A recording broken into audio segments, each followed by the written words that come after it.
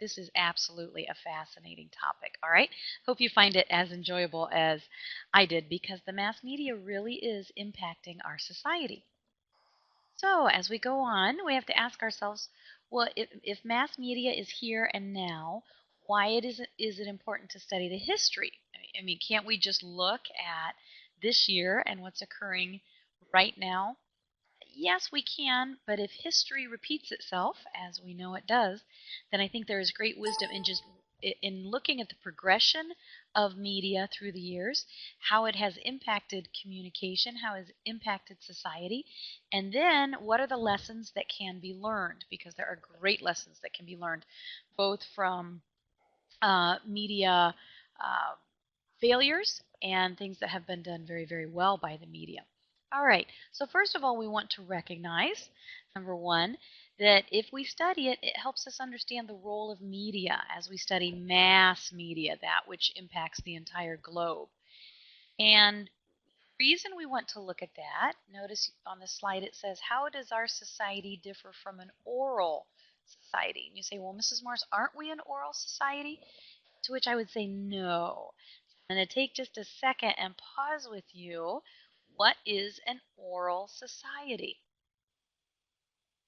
An oral society is that kind of society in which everything is passed down by the mouth. All right, when we went back into the era before there was communication that was written, before there were books, and people, or you had cultures that were completely illiterate. So you would have the great grandfather telling the grandfather something, and then the grandfather would turn around and tell the father something, and the father would turn around and tell the child something. And so what you had were these generations of knowledge, but the knowledge was passed merely by the mouth, merely by that which was spoken. Well, obviously, we don't have that kind of a society.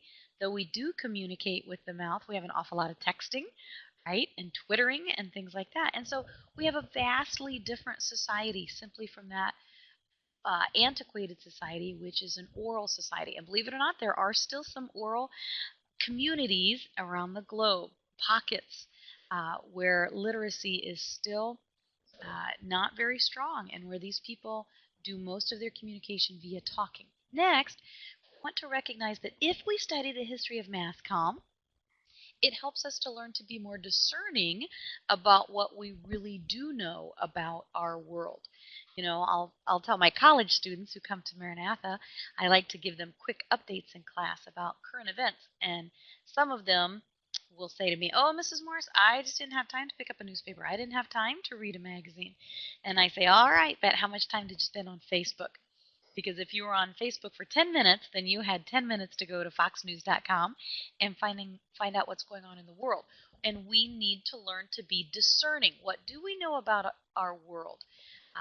What is happening? Why is it that some of these United Arab countries are now saying that they are going to ban the use of, um, like blackberries in their country? What's the issue there? What do you know about what's going on globally around you? So let's just take a really brief one slide overview of some big major issues, all right? First of all, we have to recognize, looking back at some of our previous conversations, that we had World War I. Remember that? Some of the war propaganda that was used and the awareness of how the mass media could be used to impact, societies and what they believed about what was going on in the war and what they believed about the enemy. Then we moved on to the 1930s, where Franklin Roosevelt began his effective use of fireside chats. And it's interesting because some historians believe that that initial fireside chat was really almost by accident, that Roosevelt wasn't feeling well. Some history books will tell you. And so his doctor really wanted him to not go too far away or outside. And so he simply stayed by the fireside to keep him warm. But that gave the aura, it gave the essence of just a president who was in his home, who was comfortable, and it just exploded in popularity as far as Roosevelt was concerned. Then we were moved on to 1938.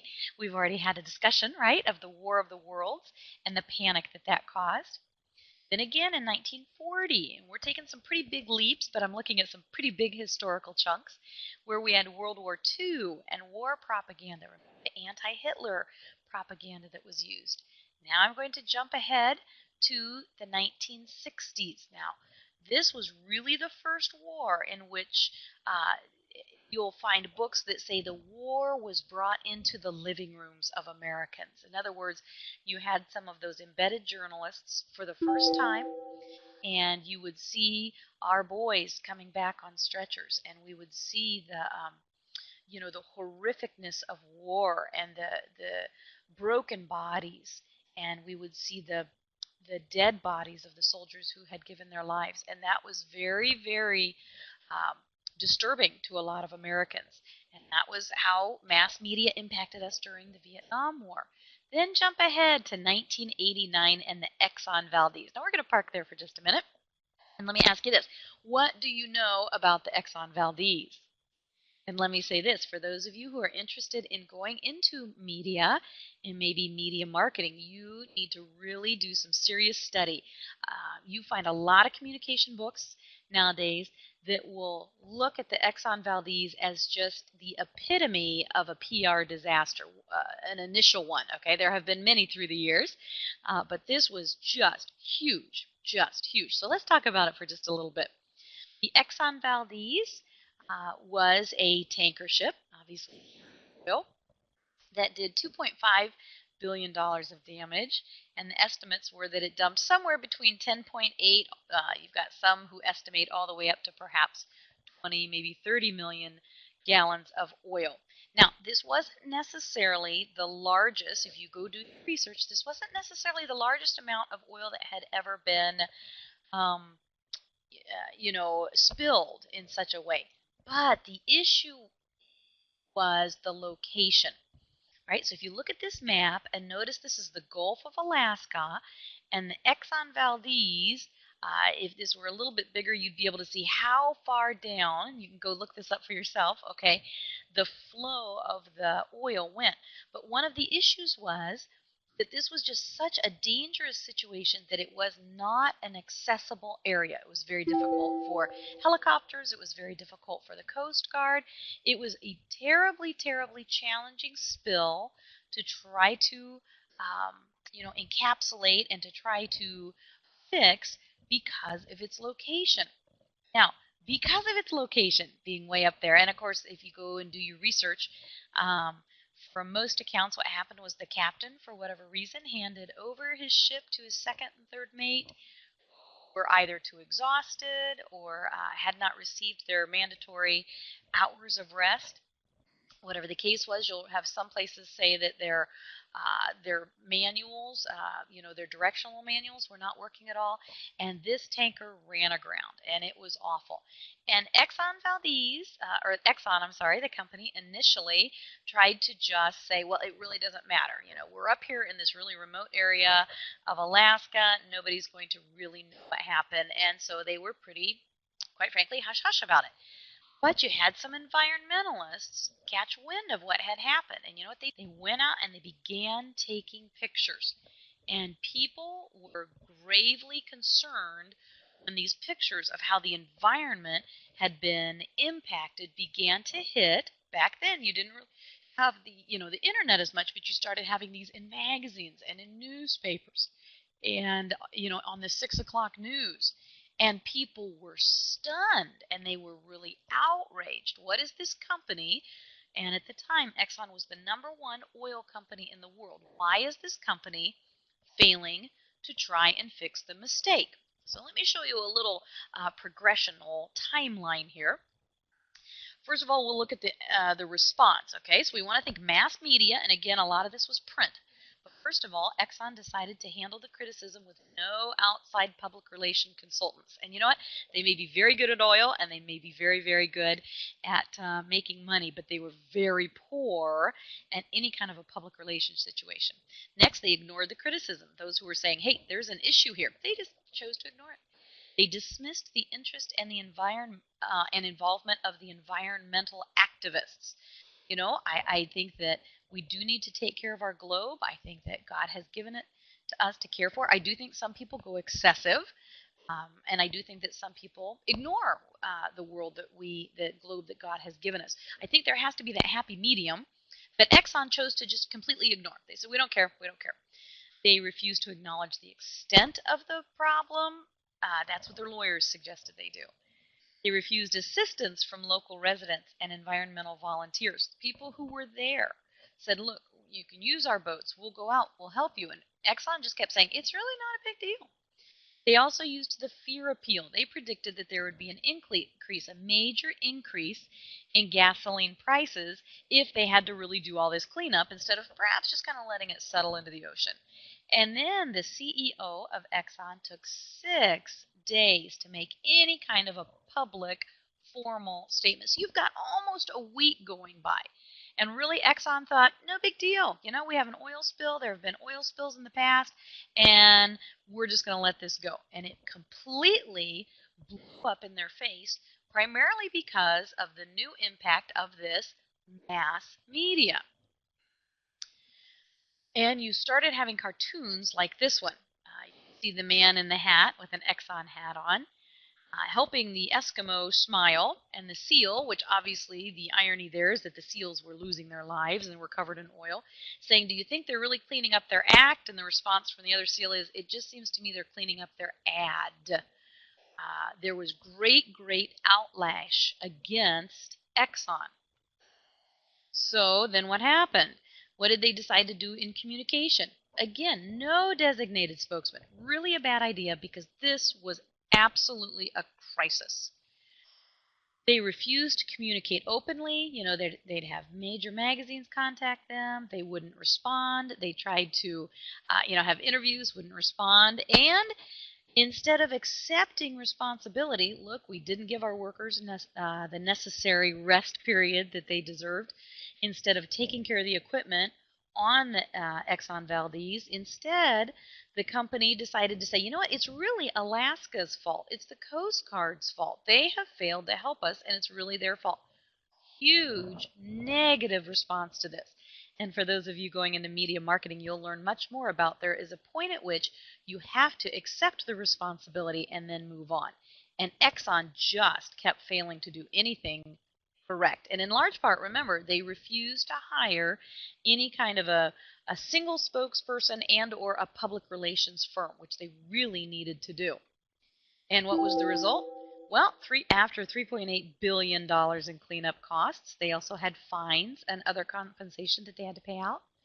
They had $5 billion in punitive damages, but an appeals court later cut that in half. But still, 2.5 is no shoddy amount. They went from being the #1 oil company globally to the #3 company globally. They took a monstrous hit financially, and they lost major credibility in the eyes of the American public. I can remember that when this happened, I can remember at the time I was a teenager, but I can remember friends, parents of my friends saying, well, I'm just not going to go get any, I'm not going to buy from an Exxon station. I'm not going to do that, anything that's associated, because they were so very angry at the failure of this corporation to respond in what they felt was a wise fashion because the environment had been impacted. Does that sound familiar? We had the Exxon Valdez in 1989, from which we could have learned major lessons about how companies can respond in the midst of a crisis, oil spill crisis. And what have we had? The BP oil spill. Now, you would have thought, remember we said we study communications because history repeats itself, not just history in the sense of war or history in the sense of how laws should be developed, but we can literally, we can study history of communication. BP could have looked back at the Exxon Valdez and seen the mistakes by the Exxon Valdez and could have chosen a route different than what they did choose. And quite frankly, many experts right now are saying that the BP response was in many respects very parallel, unfortunately, to what the Exxon response was. And you say, well, I'm not going to work for an oil company. How does that impact me? But again, look at the response, how the mass media was used in the BP situation. You've got some situations where there were kind of like town hall meetings around where the BP oil spilled and where people were just hugely impacted. They were losing their livelihood, they were losing their income. Um, people who for years and years and years had fished were now saying, I don't have a dime, what can I do? Here's one town hall meeting in which one spokesperson discharged his secret weapon. So he's meeting with people and he uses statistics. Oh, why didn't they look back at the Exxon Valdez? And he said that there were about 100 miles of shoreline that had been affected by oil, of which 25 miles was amenable to cleaning. So hooray, hooray, he's stating. And then he says there are 226,000 barrels of oil that have been collected by skimmers out of a total of more than 6 million barrels that had been dispersed since the rig had exploded. And in his statistical barrage at them, he said that there were more than 679,000 feet of hard containment boom and a 540,000 foot of absorbent boom that had already been laid to block the oil from reaching the shore. So, this man is just attempting to pummel these listeners with stats, stats, stats, stats, stats. And then he said, I hope you are impressed by these numbers. I certainly am. This has been the most extraordinary response I've ever seen. It's historic. I would not have expected this measure of success, and you should feel somewhat relieved by this.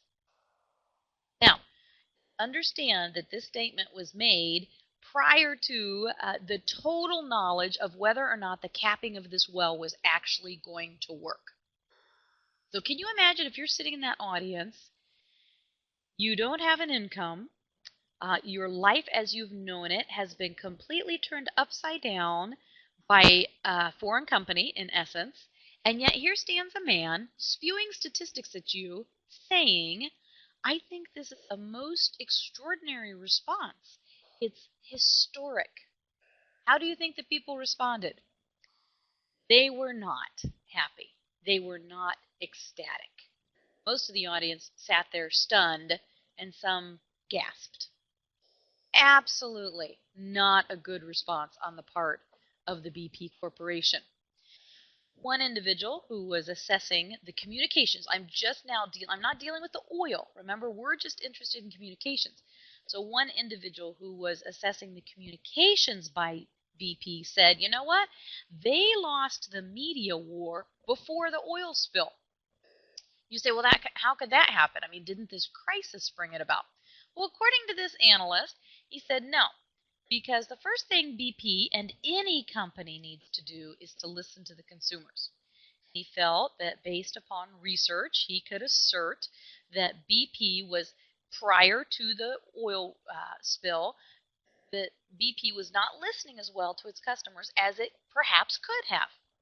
This same individual went on to say that BP really missed the boat in that they were not, this is fascinating to me, they were not active in social media prior to the whole issue with that oil rig. He says they had 2 of the 4 profiles established, the 4 major being Flickr and YouTube and Twitter and Facebook, but they had not really used them interactively with the consumers.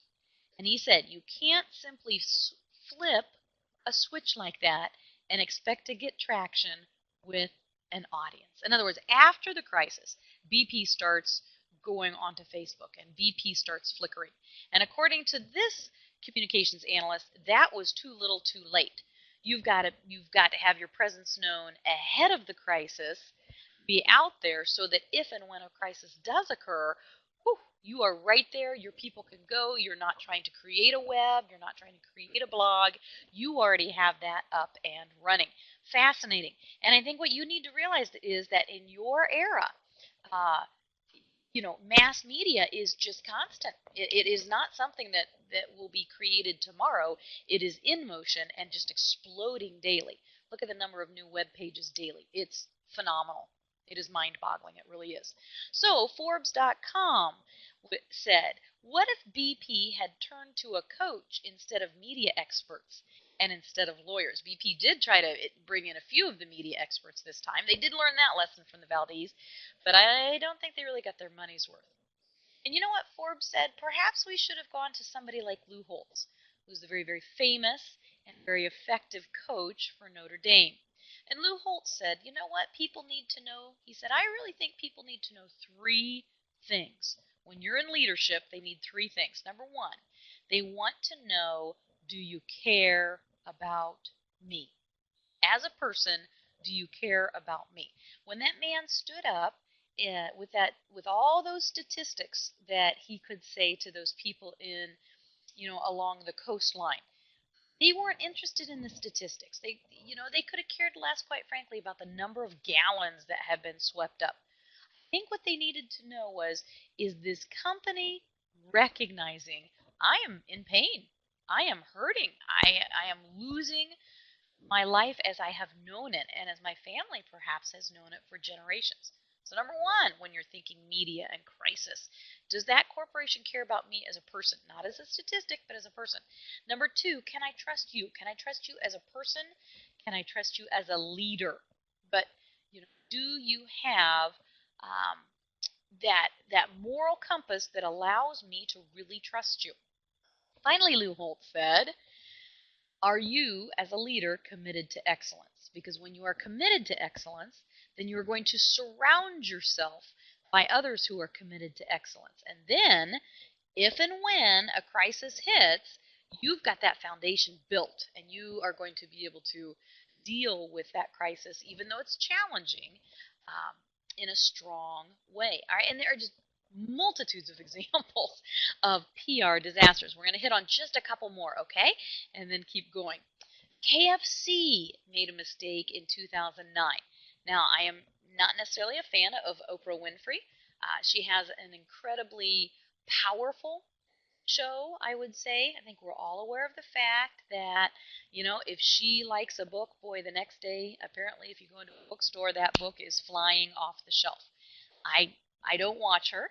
I have my reasons for not being a particular fan of her. I've just seen her take a few too many liberal angles on things, and so for me, I don't watch her. But there is no question that as a media mogul, she is quite powerful.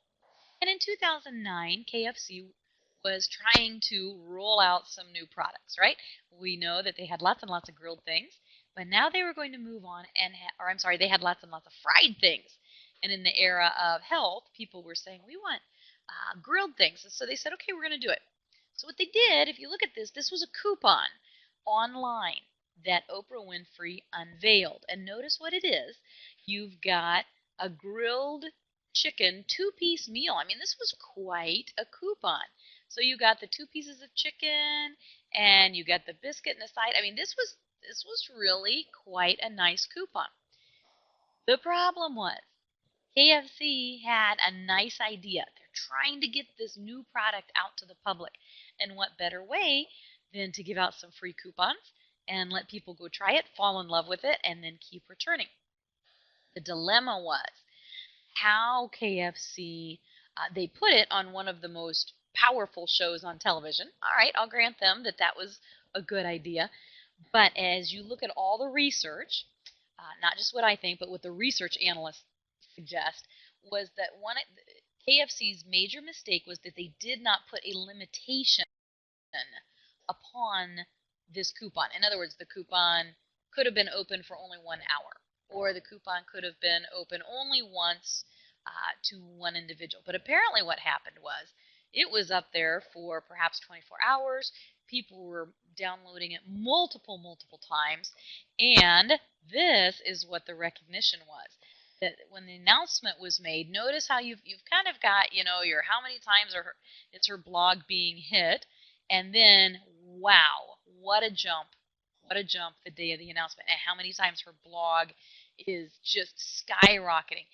The dilemma was then, most of the KFC stores were completely unprepared to be able to handle this kind of a rush You have stores that, perhaps are only doing a couple $1,000s a day.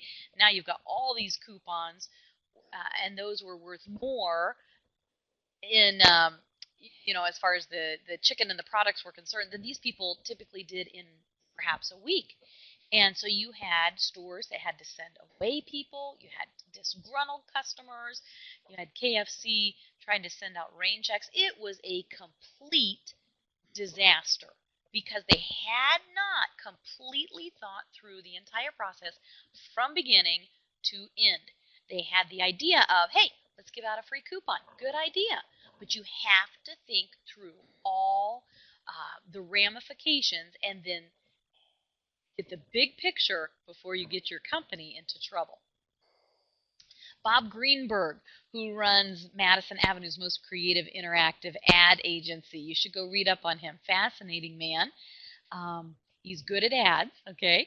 He's good at ads. He's worth around approximately $20 million.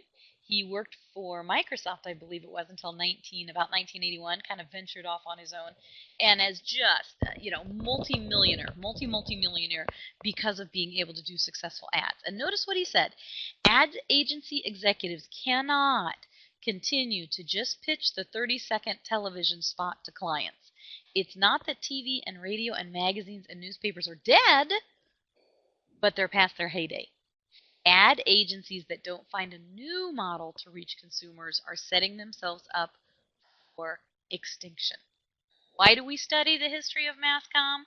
Because we have to understand how media is changing, and as media changes, so does the advertising, so does the PR work.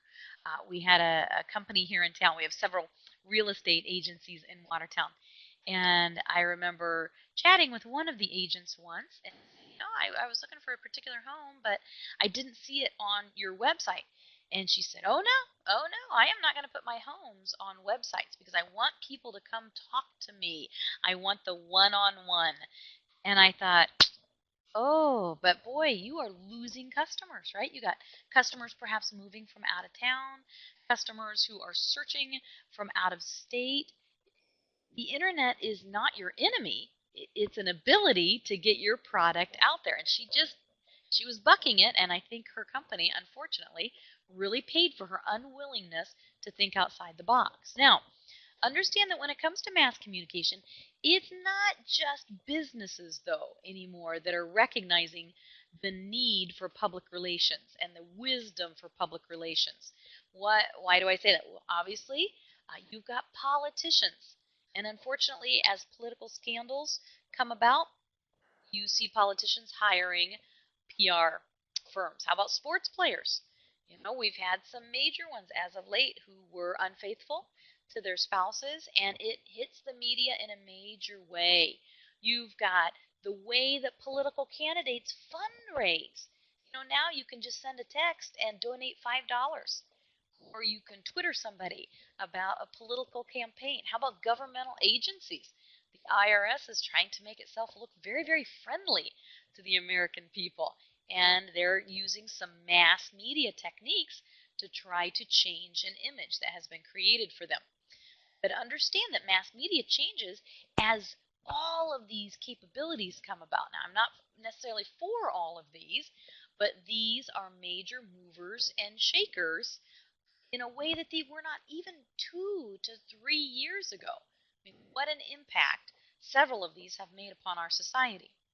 Now, you may not be familiar with this. If you're not, I would encourage you again to go ahead and go look it up, read about it online. It's an absolutely fascinating situation, but it's what they called the Balloon Boy hoax. The man on the right of your screen was the daddy to the little boy who's on the bottom corner, and the little boy's name was Falcon. The father's name was Richard Heeson, I believe is how you say his last name.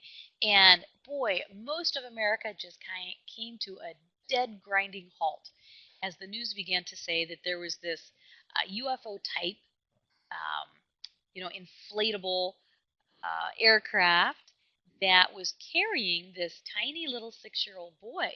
and it just floated for miles and miles and miles and miles.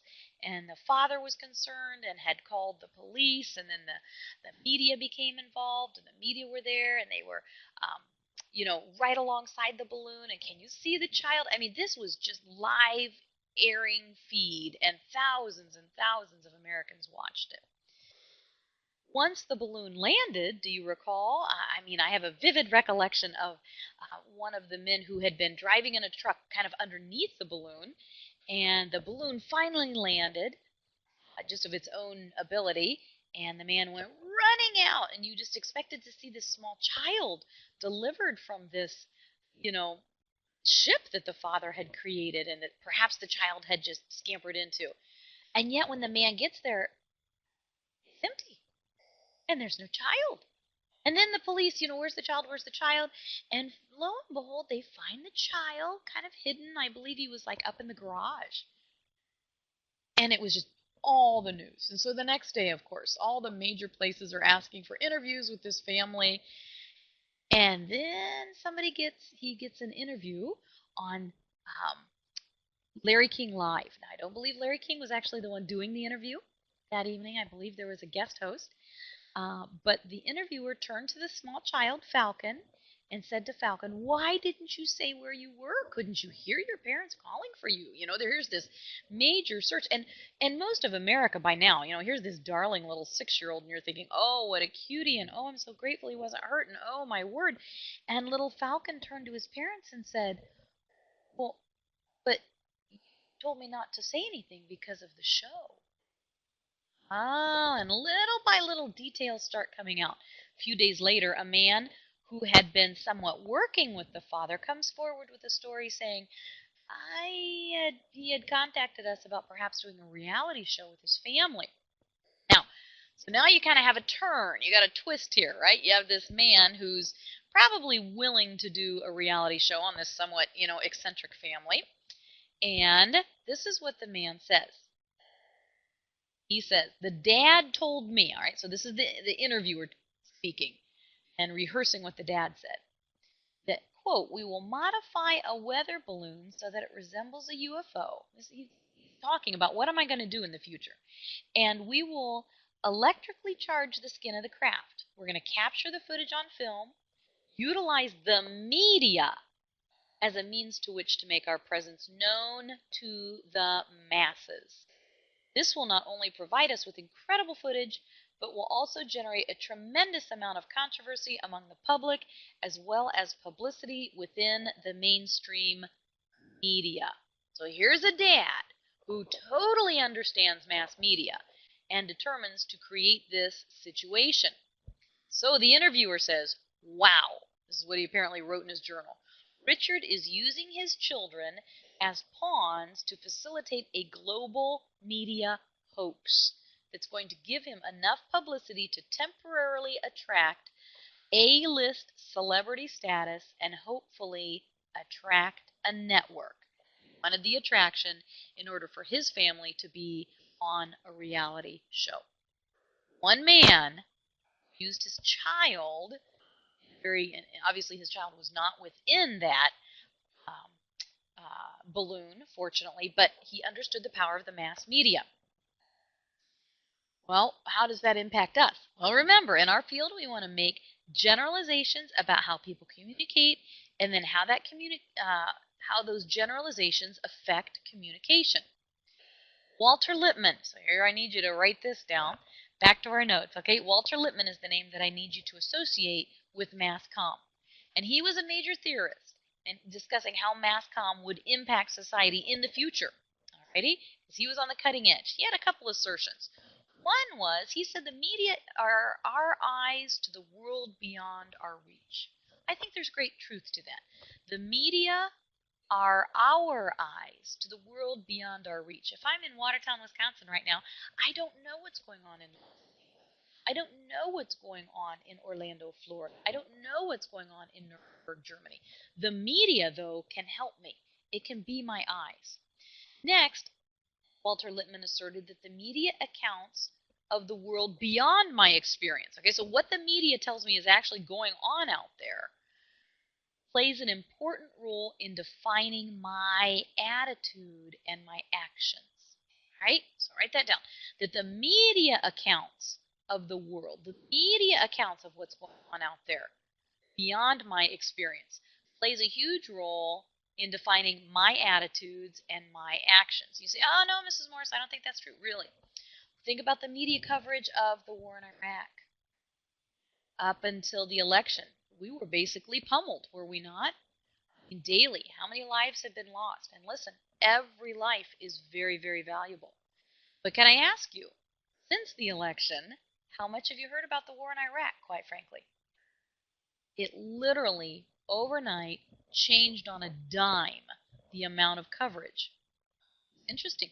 Interesting what the media chose to tell us as important. Okay, think it through again. That the media accounts of the world beyond my experience plays an important role in defining my attitudes and my actions. So, how the media covers Germany, how the media covers Poland, how the media covers England, how the media covers Spain might perhaps impact what I think of those different countries and what's actually going on, perhaps in their crises.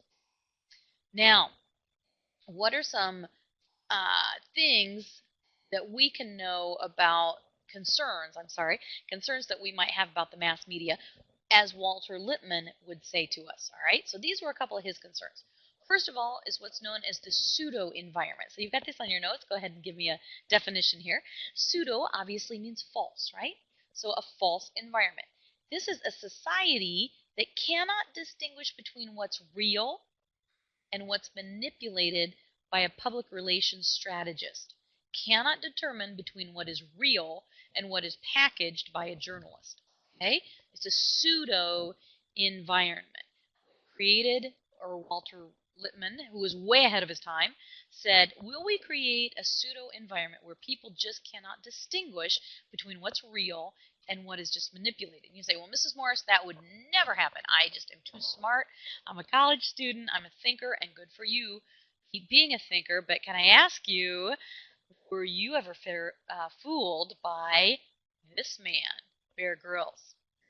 And for those of you who ever watched his show, he was known as quite the survivor. He'd be found in these treacherous situations and always managed to work his way out. And he'd be tired and exhausted and hungry until one of the workers, it was either a cameraman or a journalist or someone, came forward, somehow upset at the producer, and said, look, you know, Bear Grylls will have this trek for a few miles, but he stays in a hotel, and people pre-make his situations, and they make sure that it's going to go right. So the question is, you know, how many people were deceived into believing that pseudo environment? So now, watch that show. There's a little disclaimer at the beginning saying, you know, there might be some help ahead of time on these situations. So they're fessing up to the help, but they're going on with the adventure.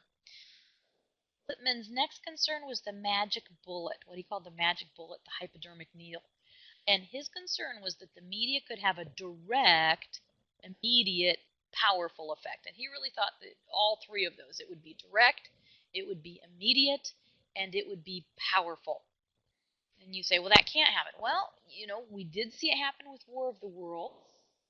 And I do think that, as I'm going to show you a couple more examples, it can have quite a powerful effect on the viewer. So I would say that Lippmann might have had too big of a concern. All right, it may not be as immediate as he thought, but I think there's no question that it can have a the media can have a major impact, and a powerful impact as well. Now, some of the lessons, though, that we can learn, the 3 lessons I want you to write down. One is what is known in communications as the limited effects theory. Limited effects. That just asserts that the media, yes, it's powerful, but its influences are really based on race, on age, on gender, on specific aspects of the audience itself. Okay, so the limited effect says, yes, the media can have power, but it's really going to be based on rage and race and age, oh boy, and gender. Okay, you're probably all familiar with these ads between the PC and the Mac. And, as you have to learn to be analyzers of ads. I enjoy watching ads, and then I'll sit there and think, who's the target audience? And I think there's no question in this that it is for a younger generation. I'm not talking, 12-year-olds, but I don't know that this PC and the Mac is necessarily for senior citizens. And learn that limited effects theory is what impacts those of you who are going to go into any kind of a media marketing. What ads go in what magazines? What ads are placed on what websites? That is all scientific and absolutely fascinating research that can be done. Next is what's known as the framing analysis. Just think of a picture frame, okay? The framing analysis. Trying to get you there you go, there's a straight frame. That the media power is limited, again, based on what we have learned through social cues. Okay? In other words, the social cues that we grow up with frame our reality.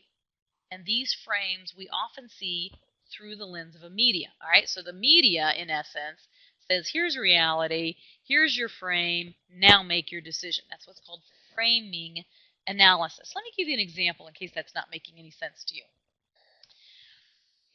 A lot of times if you watch a football game or the Super Bowl or baseball games, you will see lots and lots and lots of ads for cars, correct? Because the media, though it is powerful, we have all these social cues, right, that are framing our sense of reality. And the frame of our media says, you got to have the bigger car and the nicer car and the faster car. And it's all about the cars. And my son was once teasing me because he was saying, Mom, you don't spend a lot of money on cars. And I said, you know what? Cars rust. I just need a car that is going to get me from point A to point B, and it doesn't have to be a Maserati or a Lamborghini, alrighty? Now, what made a major impact on that? Because when I went on a missions trip to Africa, and these people in the middle of the jungle were literally existing, if I were to take them a picture and show them a car, say, do you think you need this? Well, these people are in the jungle. They have no need for a car. Do you understand? That's how the media, what they tell us, is limited based on the social cue. Because people in the middle of the jungle in Africa don't need a car. They need food. Okay? They need education first. Finally, you've got the media dependency, the media system dependency. And that's that. That theory, that lesson, is that sometimes when we cannot get that information, we become excessively dependent on the media. Okay? Just like a child is dependent upon a parent to pay the bills, or a child is dependent on the parent to take him or her to baseball practice, in the little leagues. The media dependency is the greatest when people cannot depend on personal sources of information. All right? What about Hurricane Katrina? I wasn't there. I couldn't call a friend. And so I was very dependent on the media. What were they going to tell me? Do you remember where you were in 9/11? I can, and I can remember just being glued to the television because I was very dependent on it because I had no way of getting that information on my own. So that's the media dependency system. And so I just want to leave you with this. How much do you really rely on the media to shape your attitudes, to shape your idea, to shape your actions? And I would encourage you, as long as it's grounded in truth, grounded in respect, grounded in a moral compass of that which is right, then certainly we can look at and we can learn from media. But we have to be very, very, very careful because there are a lot of people out there without the same moral compass that we may have, trying to fill our minds with various things. And we have to learn to filter everything that we take in through the sieve of Scripture, recognizing that the mass media has a very, very powerful impact on our society. Alrighty, that's it for today. Have a good and godly day. What lasting value is a good day if it's not also godly? We'll see you.